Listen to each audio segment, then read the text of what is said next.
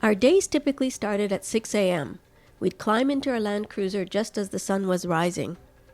As we drove down the roads, we would get a glimpse of life in villages, of people heading to work, shepherds moving their livestock to water or shrubs, and there would always be women carrying stuff on their heads. The scenery would change once we reached the parks. The landscape, dotted with thorny acacia trees and the occasional baobab tree, was trimmed and pruned by nature's landscapers that would munch, rip, and trample over the trees and shrubs. Safaris are expensive. The flights alone are long, uncomfortable, and costly. So it's no surprise that there are expectations to see the so-called Big Five: lions, leopards, elephants, rhinos, and buffalo. To check them off the list, everyone knows about FOMO, fear of missing out, and there's certainly a bit of that going on while on safari. A herd of Land Cruisers usually means a sighting, but it also means an unpleasant crowd encroaching on the animals. The animals, particularly the lions, are indifferent to people, and the elephants weren't shy to let you know when they felt crowded in. This isn't how we pictured our safari, vying for the best position in a crowd of tourists. We opted to move on if we saw the animals getting nervous, or, in this case, a lion that was looking for a cool place to sit in the shade of our truck. Instead of chasing animals, we learned to stop, wait, and watch as the animals interacted with one another and their environment. This truly was a privileged way of experiencing nature, and our patience was usually rewarded.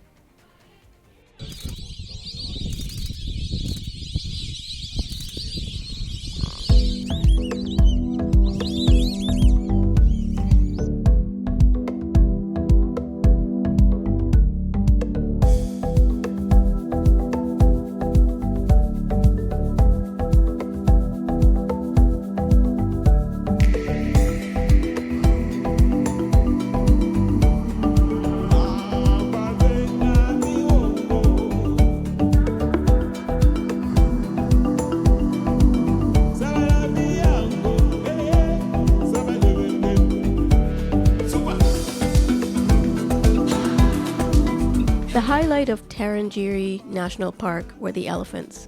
We saw many herds on the move towards the river, and we got to watch the elephants interacting with one another. Some sparring for fun while the little ones copied the big boys, or just goofed around.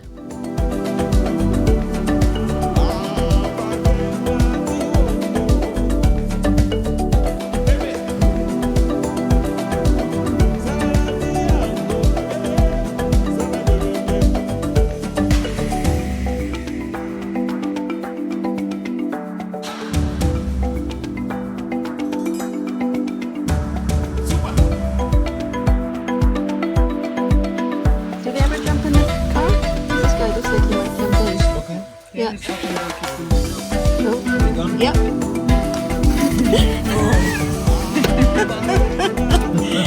Not really.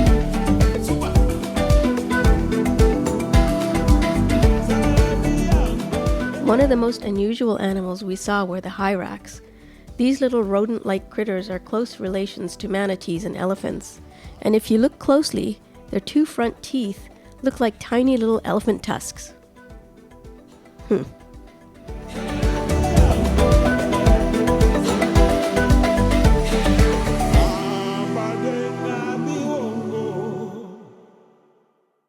So this is Manyara. The attractions, a lot of baboons around, elephants, aquatic birds, forest birds, woodland birds, giraffes, sometimes you hear buffaloes, impalas, and other beautiful creatures, but also the landscape.